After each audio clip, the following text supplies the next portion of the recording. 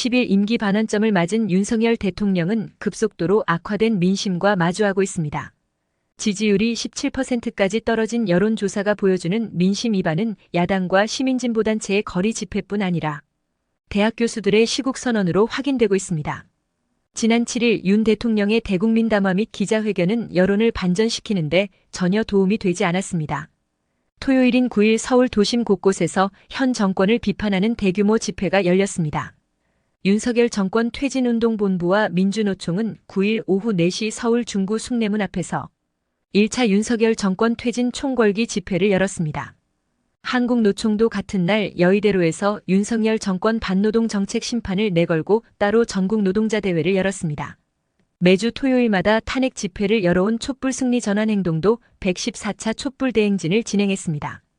야당도 지난 2일에 이어 9일에도 시청역과 숭례문 일대에서 김건희 윤석열 국정농단 규탄 특검 촉구 집회를 가졌습니다. 민주당뿐 아니라 조국혁신당과 진보당, 기본소득당, 사회민주당 등 4개 군소 야당 지도부도 참여했습니다. 민주당은 지난주 집회에 30만 명, 이날 집회에는 20만 명가량이 참석한 것으로 자체 집계했습니다. 대학 교수들의 시국 선언도 잇따르고 있습니다.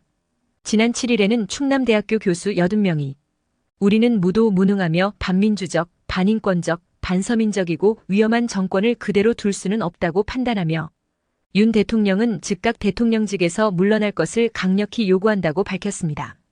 6일에는 국립대학 최초로 시국선언에 나선 인천대 교수 44명이 시국선 업문을 통해 대통령의 하야가 그동안의 과오와 실정을 경감할 수 있는 유일한 길이라고 주장했습니다. 같은 날 전남대 교수 107명도 국정 파탄의 책임자 대통령 윤석열을 탄핵한다는 제목의 선언문을 냈습니다. 앞서 한양대학교, 한국외국어대학교 등에서 비슷한 내용의 교수들 시국선언이 있었습니다. 시국선 업문을 발표한 대학이 모두 7곳입니다. 대학 교수들의 시국선언은 대통령의 국정운영이 아주 심각할 때 나왔습니다. 문재인 정부 때는 조국 사태 때, 박근혜 정부 때는 최순실 국정농단 사건이 터졌을 때 나왔습니다. 군사정부 시절 민주화를 위한 대학 교수들의 시국선언은 자주 있었습니다.